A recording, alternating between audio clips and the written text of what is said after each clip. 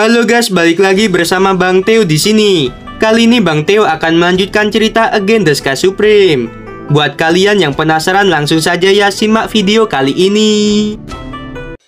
Tanyun memandang Mumengi dengan penuh kasih sayang. Lalu dia berkata, "Jangan khawatir, selama Nagong Kingkian dan yang lainnya tidak melebihi alam eklosion tingkat ke-7, kita bisa menghabisi mereka. Lalu aku akan menangkap Tang Yongsheng hidup-hidup dan membiarkan kamu membalas dendam." Mumengi mengangguk berat dan berkata, "Baiklah kalau begitu." Sekarang Tanyun berada di alam janin tingkat ke-9. Dengan kemampuannya untuk melompati tantangan, dia bisa menghabisi orang di alam eklosion tingkat ke-5. Kera iblis sekarang di periode pertumbuhan tingkat ke-10. Dia setara dengan alam eklosion tingkat ke-6. Tanyun sangat percaya dengan kekuatan tantangan lompatan kera iblis. Dia bisa mengalahkan orang di alam eklosion tingkat ke-6 dengan mudah. Selain itu, sekarang singa naga emas dan moer akan menyentuh penghalang periode pertumbuhan tingkat ke-10. Dengan kekuatan singa naga emas untuk melompati tantangan, dia bisa menghabisi musuh di alam eklosion tingkat ke-5, bahkan alam eklosion tingkat ke-6. Moer jauh lebih lemah dari singa naga emas, tetapi dia juga memiliki kemampuan untuk mengalahkan musuh di alam eklosion tingkat ke-5. Pada saat yang sama di luar alam rahasia Huangfu, ada 29 orang di perahu roh. 2 orang adalah petugas dari Zhongnan Xiangshan di alam eklosion tingkat ke-6. Mereka bernama Chuyu dan Qiu Kaide. Sisanya adalah Tang Yongsheng yang baru saja dipromosikan ke alam eklosion tingkat ke-3, Ruyan Wuji yang berada di alam janin tingkat ke-2, Tou Balin yang berada di alam janin tingkat ke-3, dan Nagong Kingkian yang berada di alam janin tingkat ke-2. Selain itu, ada 3 orang kuat di alam eklosion tingkat pertama, 3 orang di alam eklosion tingkat kedua, dan 1 orang di alam eklosion tingkat ketiga dari dinasti Tang. Di antara 16 orang sisanya, 5 berada di alam janin tingkat sempurna, 6 berada di alam janin tingkat ke-9, dan 5 berada di alam janin tingkat ke-8. Di depan perahu roh, Chuhu berkata, "Petugas ini tidak peduli dengan keluhan antara kalian dan Sekte Suci Huangfu. Ingat, aku hanya ingin menghabisi Tanyun dan kera iblis untuk membalaskan dendam Su Hiyusheng. Setelah aku menghancurkan Tanyun dan kera iblis, aku akan pergi. Pada saat itu, kalian bisa menyerang Sekte Suci Huangfu." Mendengarkan hal itu, Tang Yongsheng, Tou Balin, Nagong Kingkian, dan Ruyan Wuji mereka berkata serempak, "Kami mengerti." Chuhu mengangguk puas. Dia melihat ke samping ke arah Qiu Kaide. Lalu dia berkata, "Saudaraku, tolong buka gerbang alam rahasia." Qiu Kaide mengerutkan keningnya dan menatap tajam ke arah gerbang alam rahasia. Lalu dia berkata, "Saudara Chu, orang yang membuat formasi pertahanan di gerbang alam rahasia ini memiliki teknik formasi yang tidak terduga. Untuk sementara, aku tidak bisa melihat formasi apa itu." Setelah mendengarkan, Chuhu berkata dengan kaget, "Saudara Qiu, kamu adalah master formasi suci tingkat tinggi. Mengapa kamu tidak bisa melihatnya?" Qiu Kaide menutup matanya dan melepaskan kesadaran spiritualnya untuk menutupi gerbang alam rahasia. Seiring berjalannya waktu, dahi Qiu Kaide ditutupi dengan butiran keringat. 1 jam kemudian, butiran keringat di dahi Qiu Kaide terus menetes ke perahu roh. Dia membasahi jubahnya dengan keringat, tetapi dia masih tidak bisa melihat formasi pertahanan apa yang ditempatkan di gerbang alam rahasia. Chuhu berkata, "Saudara Qiu, jangan terburu-buru jika kamu tidak dapat mengenalinya. Bahkan jika kamu tidak bisa mengenalinya, mari kita bekerja sama untuk menghancurkannya." Qiu Kaide menggelengkan kepalanya dan berkata, "Saudara Chu, formasi ini belum pernah dilihat atau didengar olehku. Jika menggunakan kekuatan kita saat ini, kita perlu waktu 23 tahun untuk menghancurkannya." Setelah mendengarkan hal itu, Chuhu semakin terkejut. Qiu Kaide berkata, "Meskipun aku tidak mau mengakuinya, tetapi orang yang membuat formasi ini jauh lebih baik dariku." Cuhu mengerutkan keningnya. Ketika dia hendak mengatakan sesuatu, tiba-tiba tawa yang sangat arogan datang dari gerbang alam rahasia. Tang Yongseng, Toubalin, Nanggong Kingqian, Ruyan Wuji, kepala sekte ini sedang menunggumu untuk menyerang gerbang alam rahasia. Tapi sayangnya, kalian tidak akan bisa menembusnya untuk sementara waktu. Kalian semua adalah sekumpulan orang yang tidak berguna. Meskipun Tanyun tidak bisa melihat Rana Cuhu dan Qiu Kaide, tetapi kera iblis bisa. Pada saat ini, di luar gerbang alam rahasia, Cuhu dan Qiu Kaide sangat marah, sehingga wajah mereka memerah. Cuhu mengepalkan tangannya dan memelototi gerbang alam rahasia. Lalu dia berkata, Tanyun, orang tua ini adalah petugas sanksi dari Sungnan Xiangshan. Tujuan orang tua ini adalah untuk membebaskan dendam Sui Yuseng. Kamu hanya memiliki dua pilihan. Pada saat ini, suara malas dan sombong Tanyun datang dari gerbang alam rahasia. Kedengarannya bagus. Katakan apa itu dua pilihannya. Cuhu berkata, pilihan pertama, kamu membuka gerbang alam rahasia. Aku akan menghabisimu dan menjamin sekte suci Wangfu tidak diserang. Kedua, setelah petugas ini mendobrak gerbang alam rahasia, aku akan menghabisi semua kerabatmu. Wajah Tanyun langsung suram dan menakutkan. Tubuhnya tiba-tiba melonjak hingga 200 kaki. Aliran energi spiritual emas pucat keluar dari tubuhnya dan menjadi armor besi. Segera, pedang pembantai Dewa Hongmeng sepanjang 150 kaki keluar. Aura Tanyun tiba-tiba melonjak mencapai alam eklosion tingkat kelima. Tanyun berkata, hal yang paling aku benci adalah mengancamku dengan keluargaku. Hari ini, aku ingin kalian mati. Setelah itu, Tanyun berkata dengan suara tegas, kera tua, kamu akan menangkap dua benda tua di alam eklosion tingkat ke-6 untukku. Dato, kecepatan terbangmu saat ini tidak lebih lambat dari Prauro abadi tingkat menengah. Yang harus kamu lakukan adalah begitu aku membuka gerbang alam rahasia, kamu serang Prauro. Moer, setelah Dato menyerang Prauro, kamu dan Dato menangkap Nanggong Kingqian, Toubalin dan Ruyan Wuji hidup-hidup. Sementara Tang Yongseng, biarkan aku secara pribadi yang menangkap dan menyerahkannya pada Meng Yi. Adapun musuh lainnya, mari kita habisi mereka bersama. Apakah kalian mengerti? Kera iblis, singa naga emas, dan Moer segera mengirim transmisi suara. Bawahan ini mengerti. Tanyun menatap semua orang dan berkata, bagaimanapun, pihak lain memiliki dua orang di alam eklosion tingkat ke-6. Untuk jaga-jaga, kalian semua tetap di dalam alam rahasia. Shen Subing berkata melalui transmisi suara, aku akan menemanimu. Tanyun mengirim transmisi suara pada beberapa gadis.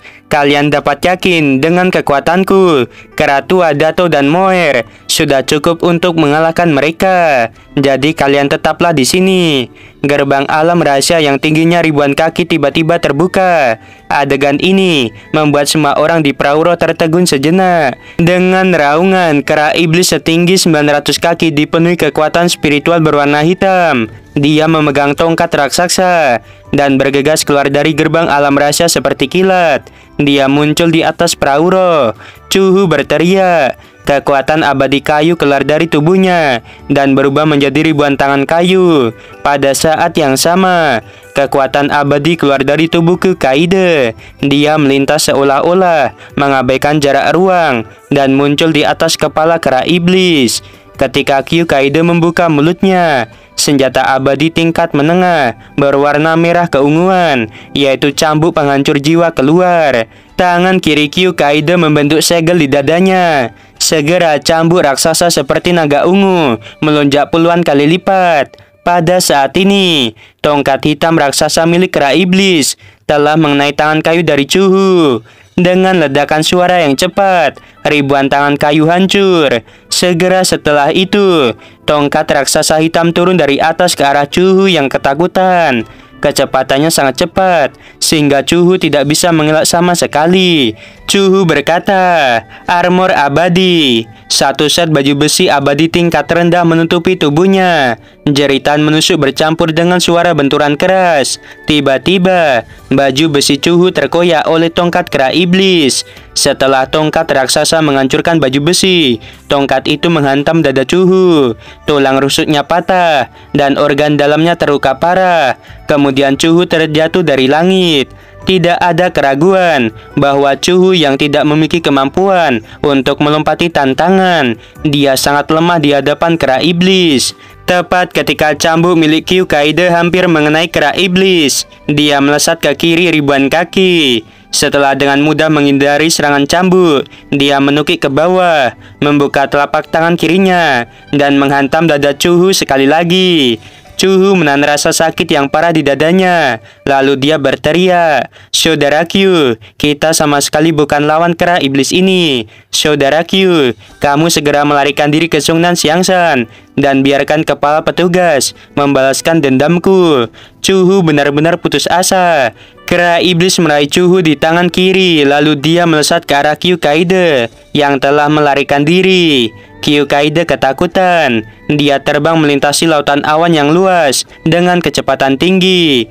Pada saat ini, Tanyun, Dato, dan Moer, mereka bergegas keluar dari gerbang alam rahasia. Tanyun yang tingginya mencapai 200 kaki. Dia berdiri di udara. Matanya yang besar mengungkapkan niat membunuh yang mengerikan. Lalu dia berkata, "Kera tua, jangan pernah lepaskan dia. Kamu harus menangkapnya. Bawa dia untukku." Kera iblis berkata, "Baik tuan." Pada saat ini, auman singa tiba-tiba terdengar. Singa naga emas setinggi 900 kaki bergegas menuju ke Prauro. Tanyun dan Moer mengikuti dari belakang.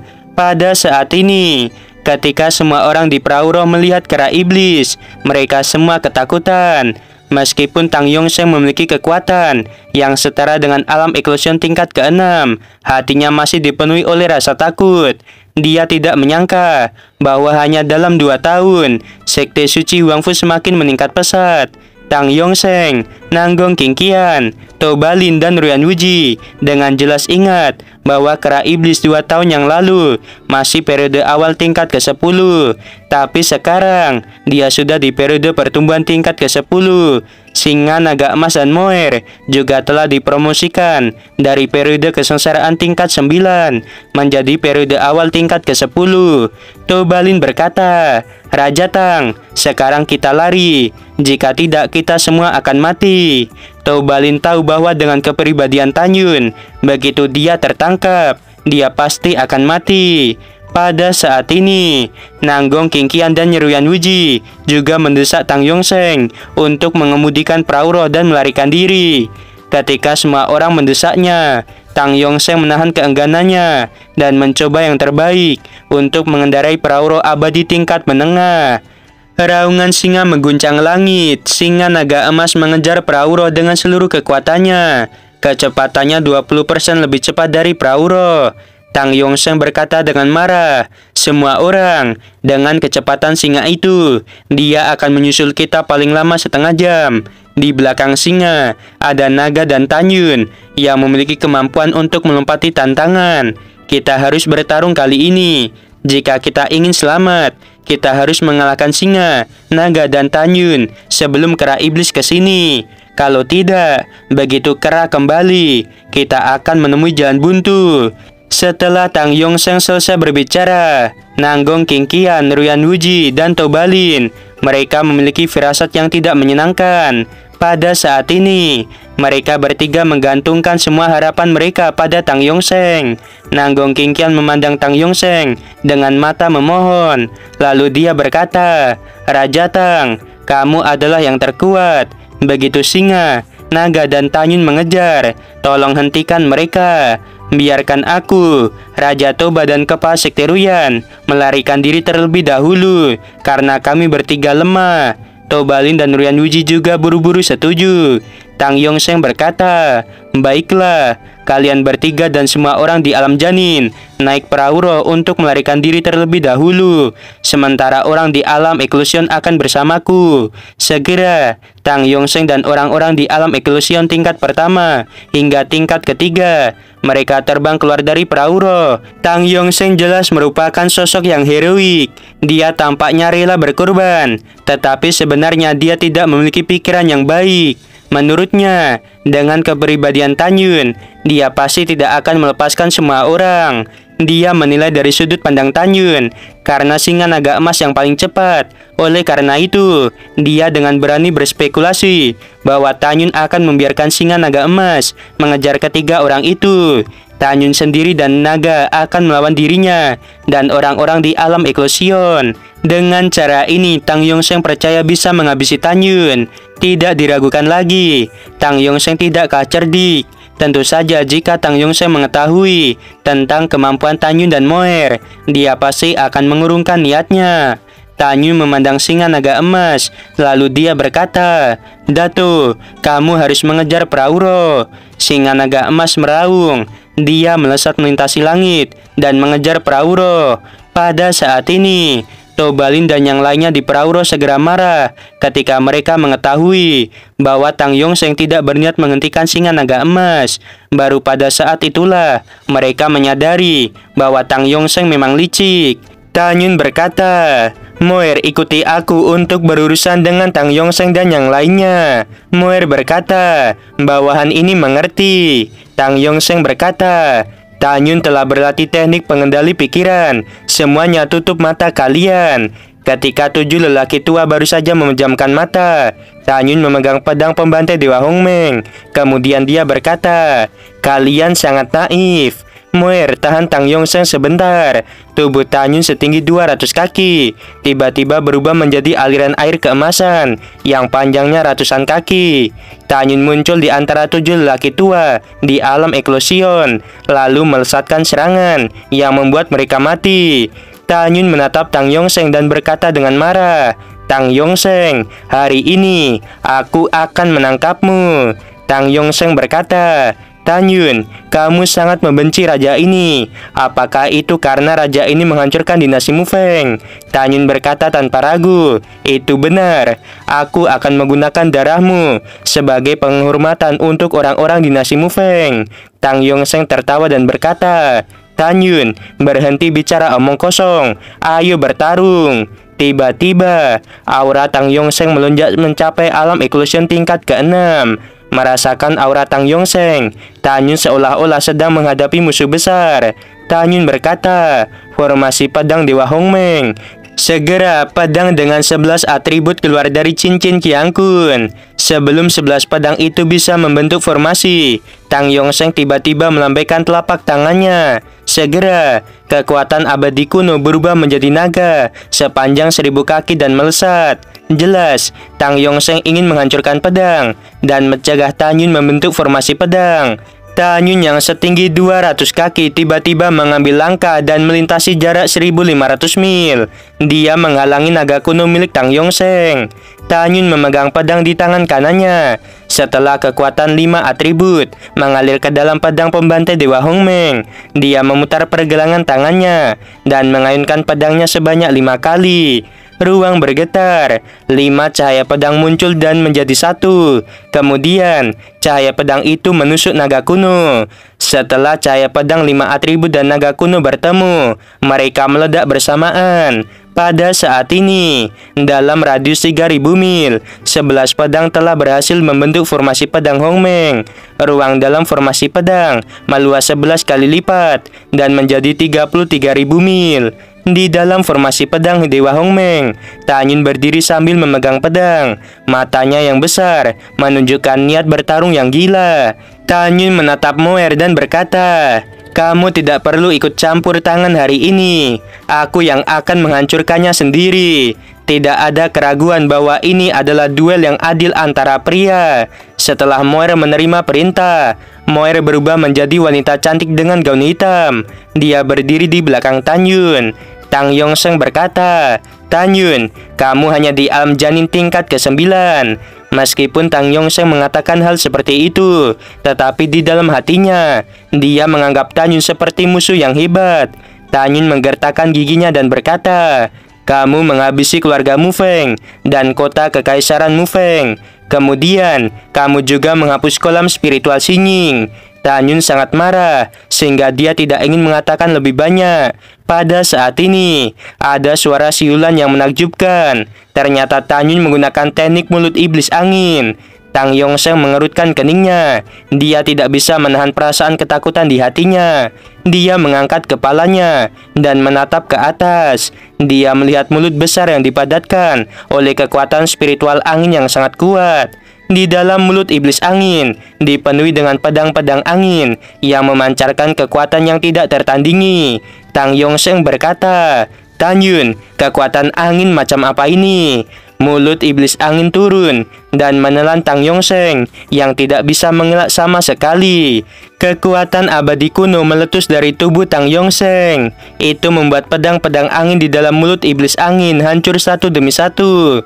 Pada saat ini, Tanyun yang berdiri di langit, kekuatan spiritual beratribut emas, kayu, air, api, tanah, angin, guntur, ruang, dan waktu mengalir deras ke dalam pedang pembantai Dewa Hongmeng.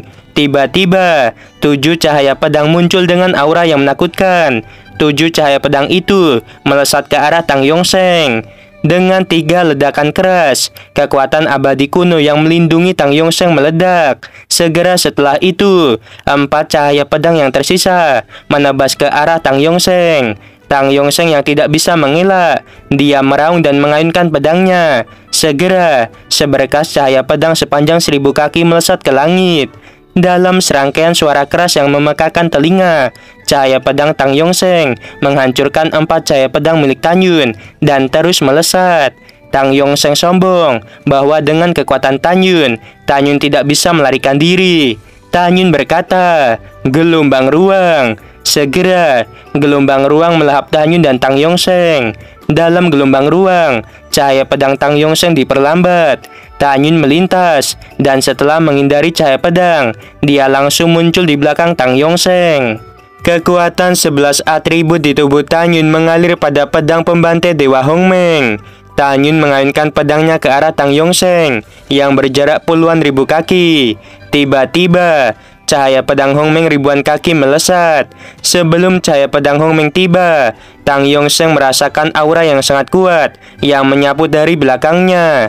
Dia berbalik dan mengalirkan kekuatan abadi kuno ke dalam pedangnya secara gila-gilaan. Tang Yongseng berspekulasi bahwa Tanyun menggunakan serangan terkuatnya. Tang Yongseng berkata, "Tanyun, raja ini pasti akan menghabisimu hari ini." 9 pedang dewa kuno. Tiba-tiba, cahaya pedang putih muncul dari celah ruang yang berisi aura kuat dan melesat ke arah Tanyun. Moer berteriak dengan panik, "Tuan, hati-hati!" Tanyun menggunakan langkah Dewa Hongmeng ketika dia menghindari 7 cahaya pedang. Dia tiba-tiba merasakan sakit yang tajam di punggungnya. Ternyata itu cahaya pedang ke-8 yang memotong secara vertikal dari bagian belakang leher Tanyun. Segera, luka besar nampak di punggung Tanyun. Tanyun berteriak karena cahaya pedang ke-9 menusuk bahu kanan Tanyun. Pada saat ini, Tang Yongseng yang telah melukai Tanyun dengan serius, dia menghadapi cahaya pedang Hongmeng. Tang Yongseng bersembunyi di balik kuali hitam raksasa. Dengan suara keras yang memekakan telinga, kuali yang merupakan senjata abadi tingkat menengah hancur berkeping-keping. Kepingan-kepingan pecahan kuali melesat ke arah Tang Yongseng dan Tanyun. Dalam gelombang ruang, kecepatan Tang Yongseng melambat sebesar 20%. Itu membuat dia terluka karena pecahan kuali. Bahkan ada kepingan kuali yang masuk ke dalam dadanya dan tembus sampai punggung. Wajah Tang Yongseng pucat. Setelah memuntahkan seteguk darah, dia memegang pedang dan berteriak, "Tanyun, kamu kehilangan lengan kananmu. Aku akan menghabisimu." Tanyun berkata, "Tang Yongseng, bahkan jika aku kehilangan lengan kananku, aku masih bisa mengalahkanmu." Tanyun bergegas menuju Tang Yongseng. Tang Yongseng mengayunkan pedangnya dan melesatkan cahaya pedang ke arah Tanyun yang sedang bergegas. Dalam keadaan normal, Tanyun pasti tidak akan bisa melarikan diri. Tetapi sekarang dia berada di dalam gelombang ruang. Tanyun menggunakan langkah Dewa Hongmeng dan muncul di atas Tang Yongseng. Dia melesatkan tinjunya ke arah Tang Yongseng. Tang Yongseng tiba-tiba menukik ke bawah dan berkata sambil tersenyum, "Aku akan menghabisimu." Segera, pedang di tangan Tang Yongseng tiba-tiba berubah menjadi raksasa setinggi 3.000 kaki. Kemudian menebas ke arah tinju Tanyun. Menurutnya, tidak peduli seberapa kuat tubuh Tanyun, pedangnya dapat dengan mudah membelah tangan kiri Tanyun menjadi dua. Tapi apa yang terjadi selanjutnya membuat Tang Yongseng ketakutan. Tinju kiri Tanyun justru menghancurkan pedang menjadi berkeping-keping. Tang Yongseng berkata, "Pedang terbang raja ini adalah senjata abadi tingkat atas. Sebenarnya seberapa kuat fisikmu?" Tang Yongseng ketakutan dan memuntahkan seteguk darah. Namun ada kilatan kelicikan di mata Tang Yongseng. Dia sepertinya punya rencana untuk berurusan dengan Tanyun. Tanyun yang kehilangan lengan kanannya menukik. Dia membuka telapak tangan kirinya dan melepaskannya ke arah Tang Yongseng dengan seluruh kekuatannya. Pada saat kritis, Tang Yongseng tiba-tiba menelan pil berwarna merah. Tang Yongseng yang terluka parah auranya melonjak liar. Dia berubah menjadi bayangan dan menghindari serangan Tanyun. Mata Tang Yongseng dipenuhi dengan niat membunuh yang kuat. Tiba-tiba dia menyerang leher Tanyun. Darah menyembur keluar dari kedua sisi leher Tanyun. Tang Yongseng berkata, "Selama raja ini menghancurkan tubuhmu dan mengancam semua orang di sekte suci Huangfu, maka raja ini akan dapat melarikan diri." Moer berkata, "Tuan, Moer ada di sini untuk membantumu." Saat Moer terbang menuju Tanyun, suara lemah Tanyun terdengar. "Jangan datang ke sini. Aku akan mengakannya dengan tanganku sendiri, bagaimanapun caranya." Tanyun menahan rasa sakit, lalu dia berkata lagi, "Api Esongmeng." Pada saat yang sama, api biru setinggi 800 kaki tiba-tiba menyelimuti Tang Yongseng. Tubuh dan kulit Tang Yongseng meleleh dengan cepat. Cincin Kiangkun Tang Yongseng menyala. Sebuah pedang muncul di tangan kanannya. Tanyun benar-benar marah. Dia hanya ingin melukai Tang Yongseng dengan serius dan menyerahkannya kepada Mu Mengyi. Tanyun terbang ke arah Tang Yongseng dan mengayunkan lengan kirinya. Adegan Tanyun menghancurkan senjata abadi tingkat atas dengan satu pukulan sangat jelas di benak Tang Yongseng. Kali ini, Tang Yongseng belajar menjadi pintar. Dia menebas ke arah luka di leher Tanyun. Tetapi tiba-tiba Tang Yongseng berteriak, "Bagaimana ini bisa terjadi? Bagaimana lengan kirimu bisa menyerang ke belakang?" Tang Yongseng menjadi ketakutan lagi. Sebenarnya, tangan Tanyun sepanjang 80 kaki bisa memutar ke belakang dan memegang Tang Yongseng. Tang Yongseng berkata lagi, "Kamu bukan manusia. Kamu sama sekali bukan manusia. Tanyun, jika kamu tidak mengejutkan diriku, bagaimana mungkin kamu bisa menangkap raja ini?" Telapak tangan kiri Tanyun perlahan mengepal, seolah-olah Tang Yongseng bisa dihabisi oleh Tanyun kapan saja. Fitur wajah Tang Yongseng terlihat kesakitan. Darah keluar dari mata, telinga, hidung, dan mulutnya. Untuk pertama kalinya, Tang Yongseng, yang merupakan kepala keluarga Tang dan raja dinasti Tang, dia merasa bahwa kematian sudah begitu dekat.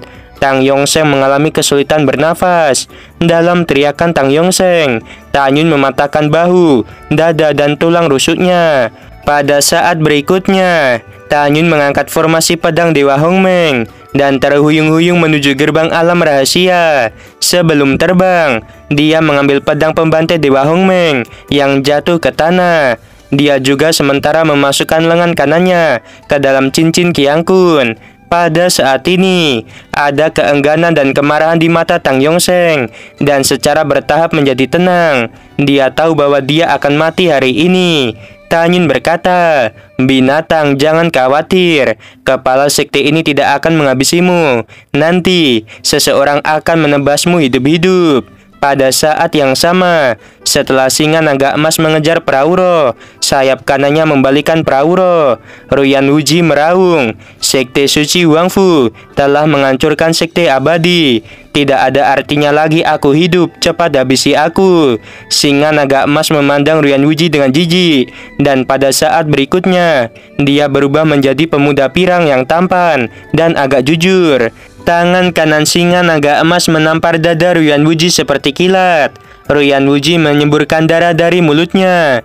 Dia seperti layang-layang dengan tali putus yang jatuh ke dalam kehampaan. Pada saat ini, Nanggong, Qingqian, dan Toubalin yang masih hidup. Mereka mencoba melarikan diri. Singa naga emas terbang lebih dari puluhan mil di udara dan menampar punggung Nanggong, Qingqian. Nanggong Qingqian menyemburkan darah, organ-organ dalamnya terguncang, dan dia jatuh ke dalam kehampaan. Ekor singa naga emas keluar dari tubuhnya, dan melilit tubuh Nanggong Qingqian yang jatuh.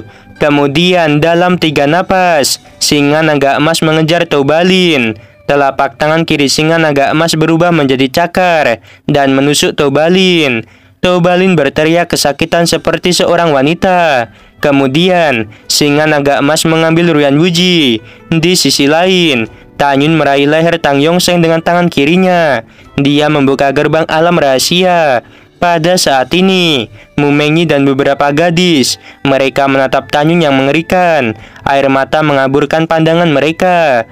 Tanyun melemparkan Tang Yongsheng yang lemas ke rumput. Dia menatap gadis-gadis dan berkata dengan lembut, "Jangan menangis, aku baik-baik saja. Aku akan masuk ke dalam pagoda suci. Kita tunggu Keratua kembali, lalu kita akan mengeksekusi Tang Yongsheng bersama." Setelah mengatakan hal itu, Tanyun mengeluarkan pagoda suci. Dia memasuki lantai 12 dan mulai duduk bersila untuk memulihkan cederanya. Mu Mengyi memandang Tang Yongsheng yang terluka parah di tanah. Tubuh Mu Mengyi bergetar hebat karena dia menahan niat membunuhnya. Mu Mengyi harus menahannya sampai Tanyun pulih dari lukanya. Setelah beberapa saat, singa naga emas membawa Nanggong, Qingqian, Toubalin, dan Ruyan Wuji. Setelah singa naga emas melemparkan 3 orang itu ke rumput, Sui Zian berkata, "Apakah kamu Dato?" Sui Zian menatap pemuda pirang di depannya dengan rasa ingin tahu. Ini adalah pertama kalinya dia melihat singa naga emas berubah menjadi bentuk manusia. Begitu juga yang lain. Singa naga emas tersenyum bahagia. Pada saat ini, Moer terbang ke gerbang alam rahasia dan muncul di depan singa naga emas. Dia tersenyum dan berkata, "Kakak, kamu benar-benar tampan dalam bentuk manusia." Singa naga emas menjadi gagap dan gugup. Sui Zian tampak mengetahui sesuatu. Dia menatap singa naga emas dan berkata, "Kamu tersipu. Dato, katakan padaku dengan jujur, apakah kamu menyukai Moer?" Mendengarkan hal itu, Moer mengerutkan bibirnya. Ada sedikit rasa malu dan harapan di wajahnya. Singa naga emas menggaruk kepalanya.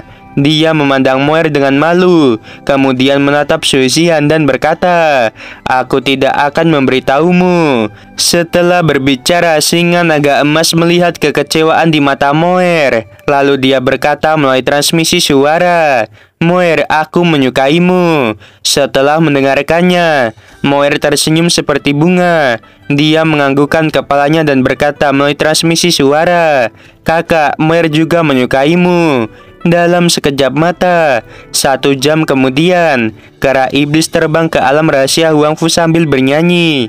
Dia memegang Cuhu di tangan kiri dan Qiu Kaide di tangan kanannya, kemudian melemparkan 2 orang itu ke tanah. Pada saat ini, Qiu Kaide, Cuhu, Tang Yongsheng, Nanggong, Qingqian, Toubalin, dan Ruyan Wuji semuanya terbaring di tanah dengan luka serius. Gerbang pagoda lantai 12 perlahan terbuka dan Tanyun terbang keluar. Ruyan Wuji berkata, "Tanyun, jika kamu ingin menghabisiku, aku tidak takut." Tang Yongsheng berkata, "Tanyun, pemenangnya adalah raja dan yang kalah adalah bandit. Aku, Tang Yongsheng, tidak punya apa-apa untuk dikatakan." Tanyun tersenyum kecil. Dia melihat ke samping pada para pemimpin dan wakil pemimpin dari dua organisasi besar. Lalu dia berkata, "Pergi dan bawakan aku 6 batu prasasti." Tian Lao, Wei Kuan, Huang Fuguchong, dan Song Huixin. Mereka menghilang begitu saja. Setelah beberapa saat, mereka berempat terbang dan mendarat di depan Tanyun. Mereka mengeluarkan 6 batu setinggi 100 kaki dari cincin Qiang Kun. Dalam kebingungan semua orang, Tanyun memegang pedang pembanda Dewa Hongmeng dan mulai menuliskan sesuatu di batu pertama. Setelah beberapa saat, Tanyun telah selesai menulis di batu pertama, kemudian mulai menulis di batu kedua. Semua orang memperhatikannya. Di batu pertama, bertuliskan seperti ini: Ruyan Wuji, kepala sekte abadi. Dia melanggar perjanjian dari 3 leluhur dan berulang kali menyerang sekte suci Huangfu. Kalimat berikutnya adalah Ruyan Wuji harus dihukum dan tulangnya digantung di prasasti batu. Penanda tangan Tanyun, kepala sekte suci Huangfu. Setelah menonton, Ruyan Wuji dan semua orang mengerti bahwa Tanyun ingin menghabisi Ruyan Wuji dan mayatnya tidak dikubur. Tanpa menunggu Ruyan Wuji mengatakan apa-apa, Tanyun yang memegang pedang melambaikan tangannya dan menusuk alis Ruyan Wuji. Ruyan Wuji meninggal di tempat dan jiwanya hancur. Tanyun berkata, "Huixin, gantung dia." Setelah Song Huixin menerima perintah, dia mengeluarkan rantai besi dan menggantung tubuh Ruyan Wuji di atas batu prasasti.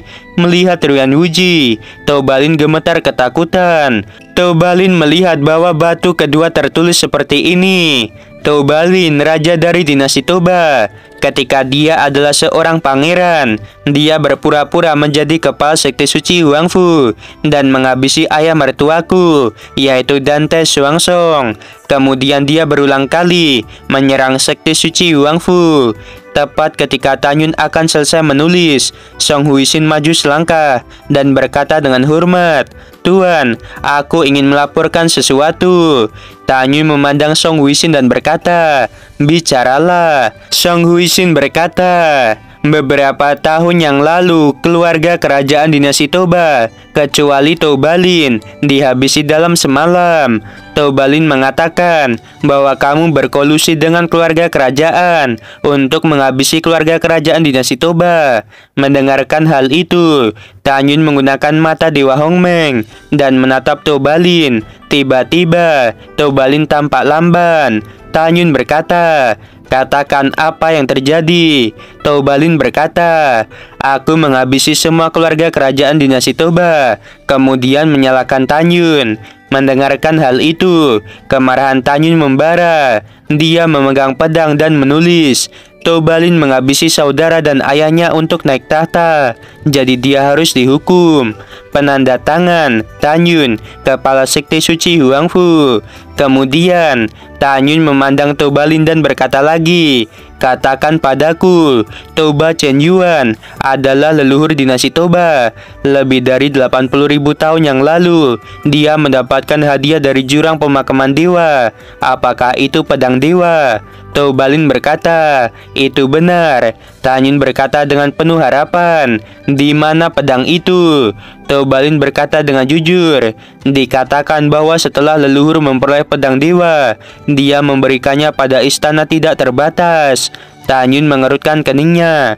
Dia menatap Dante Xianer dan berkata dengan lembut, "Xianer, ayah mertua sedang berkultivasi. Aku serahkan Toubalin padamu." Sambil menangis, Dante Xianer menebas lengan Toubalin dengan pedangnya. Kemudian, setelah menusuk jantungnya, jiwa Toubalin dihancurkan. Setelah itu, Song Huixin mengikat Toubalin dengan rantai. Pada saat ini, Nanggong Qingqian menangis. Dia menatap Nanggong Yukin dan Nanggong Ruksui. Lalu dia berteriak, "Kiner dan Suer, ayah benar-benar tahu aku salah. Ayah mohon pada kalian, jangan biarkan Tanyun menghabisi ayah." Tanpa menunggu Nanggong Yukin berbicara, Nanggong Ruksui menatap Nanggong Qingqian dan berkata, "Kakak dan aku tidak memiliki ayah yang kejam sepertimu. Jika bukan karenamu, bagaimana ibuku bisa meninggal? kakak dan aku tidak akan menghabisimu dengan tangan kami sendiri. Itu sudah merupakan kebaikan terbesar bagimu." Nanggong Kingkian tertawa dan berkata dengan marah, "Dua binatang buas." Begitu suara Nanggong Kingkian terdengar, ekspresinya menjadi kusam. Tanyun menggunakan mata Dewa Hongmeng untuk mengendalikan pikirannya. Tanyun berkata, "Katakan padaku, Nanggong Chongshu adalah leluhur dinasti Nanggong. Dia menyelinap ke tanah abadi dengan banyak orang kuat saat itu. Apakah dia pernah mendapatkan pedang dewa?" Nanggong Kingkian berkata dengan jujur, "Leluhur tidak pernah mendapatkan pedang dewa." Tanyun menusuk dahi Nanggong Kingkian dengan pedang dan menghancurkan jiwanya. Melihat tubuh Nanggong Kingkian, Nanggong Yukin menutup matanya dan merasakan ledakan sakit hati. Hal yang sama berlaku untuk Nanggong Ruksui. Song Huisin berkata, "Tuan, apakah kamu akan menggantungnya di batu prasasti?" Tanyun menarik napas dalam-dalam dan berkata, "Tidak, kita kubur dia." Song Huisin membawa mayat Nanggong Kingkian ke udara dan menghilang dari pandangan semua orang. Setelah beberapa saat dia kembali lagi.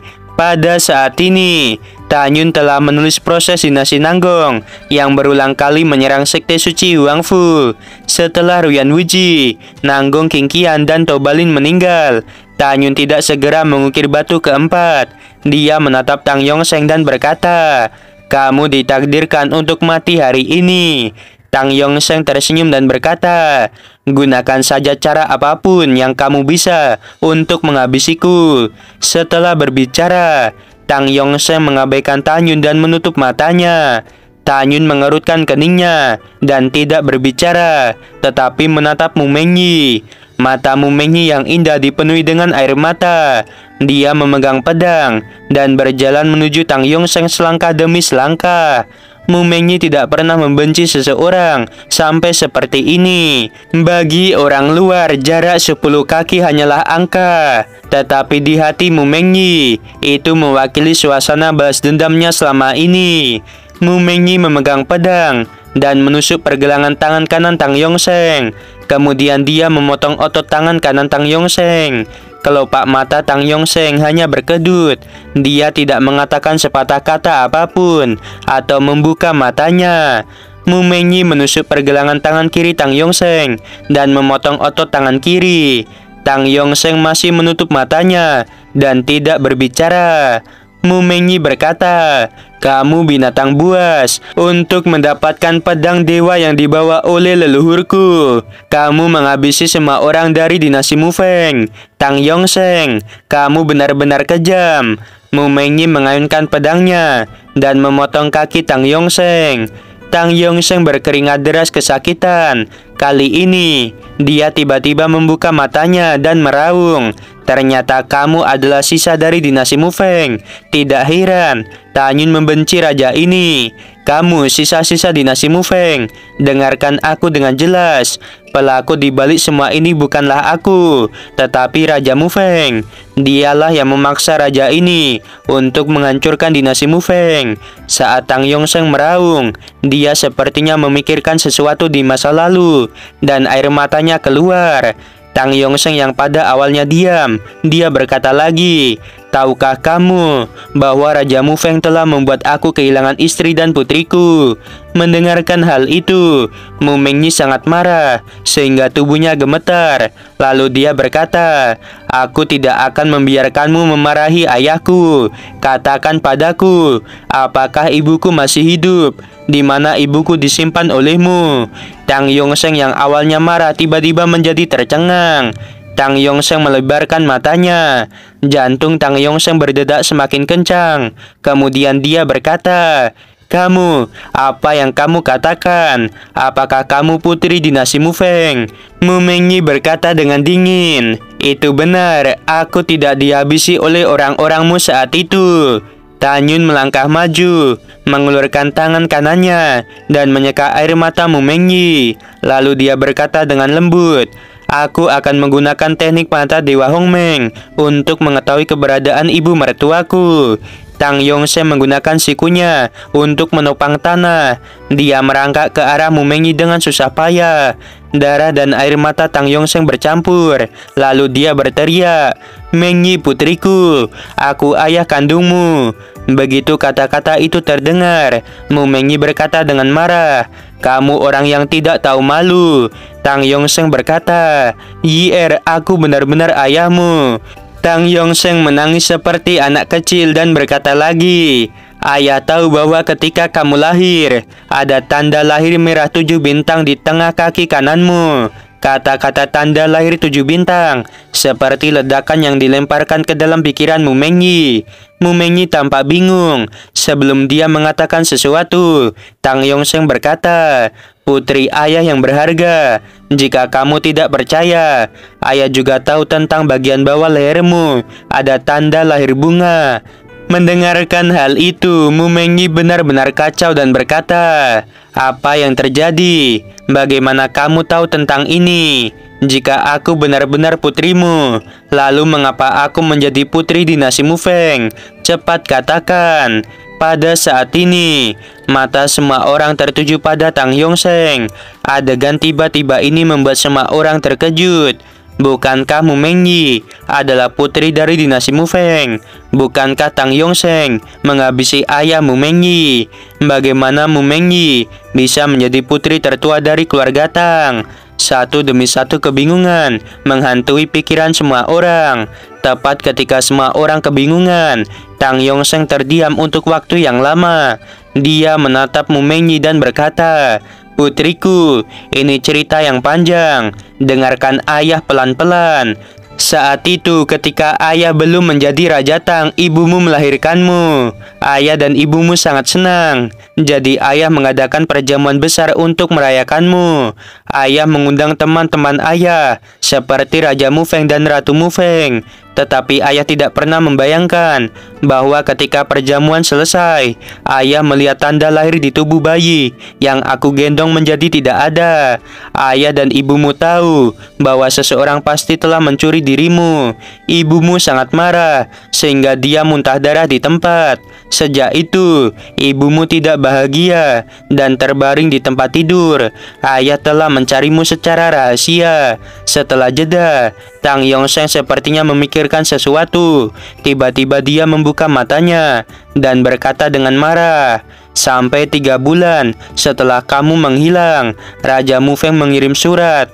Ternyata Ratu Mufeng diam-diam menukar dirimu dengan bayi lainnya. Dan bayi perempuan itu adalah Tang Xingning. Ayah ingin menghabisi Raja Mufeng, tetapi karena kamu ada di tangannya, aku tidak akan berani bertindak gegabah.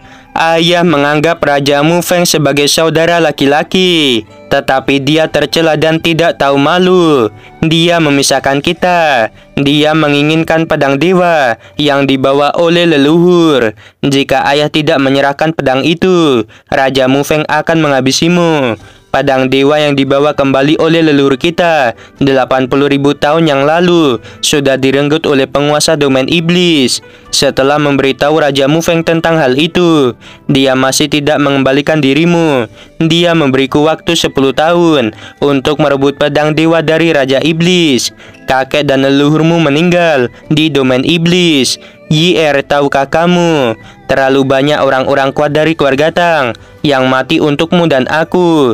Sampai suatu hari, ketika kamu sudah 8 tahun dibawa oleh Raja Mufeng, ibumu jatuh sakit karena merindukanmu.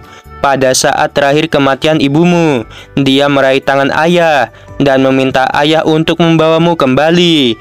Setelah ibumu pergi, ayah memimpin semua orang kuat dari keluarga Tang untuk menyelinap dan menyerang dinasti Mufeng malam itu. Kamu dibawa pergi oleh 3 pria kuat dari dinasti Mufeng. Orang-orang kuat yang dikirim oleh ayah untuk menyelamatkanmu juga tewas bersama 3.000 pria kuat yang membawamu pergi. Aku kehilangan beritamu dan mengira kamu sudah mati." Setelah berbicara, Tang Yongsheng memandang Mumenyi yang menangis. Lalu dia berkata lagi, "Putriku, jika kamu tidak percaya, lihatlah ibumu. Tang Yongseng melepaskan kekuatan spiritual dengan susah payah. Dia memadatkan gambar ingatan. Di sofa, seorang wanita cantik yang mirip dengan Mu Mengyi berkata, "Suamiku, kamu harus menyelamatkan putri kita dengan cara apapun. Suamiku, bisakah kamu berjanji padaku?" Tang Yongseng memeluk istrinya dan berkata, "Jangan khawatir, aku bersumpah bahwa aku akan menemukan putri kita." Wanita cantik itu melepaskan lengan Tang Yongseng dengan gemetar. Dia mengelurkan tangannya untuk menghapus air mata Tang Yongseng. Wanita cantik itu berkata, "Suamiku, jika suatu hari kamu menemukan putri kita, kamu harus memberitahunya agar dia tidak boleh sedih. Katakan padanya, di dunia ini aku paling mencintainya." Sebelum selesai berbicara, wanita cantik itu tiba-tiba menurunkan tangannya dan meninggal. Mu Mengyi berlutut di tanah seperti orang gila. Dia mengeluarkan suara ratapan yang sedih. Mu Mengyi berkata, "Ibu, kakek, leluhur, aku minta maaf pada kalian. Aku yang telah menyusahkan kalian."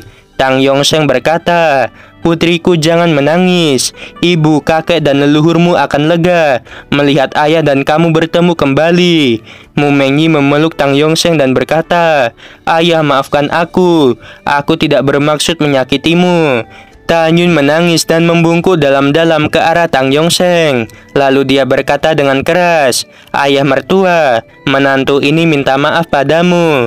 Menantumu ini akan membantumu menyembuhkan luka-lukamu. Setelah kamu sembuh, menantumu ini akan menebus kesalahanku."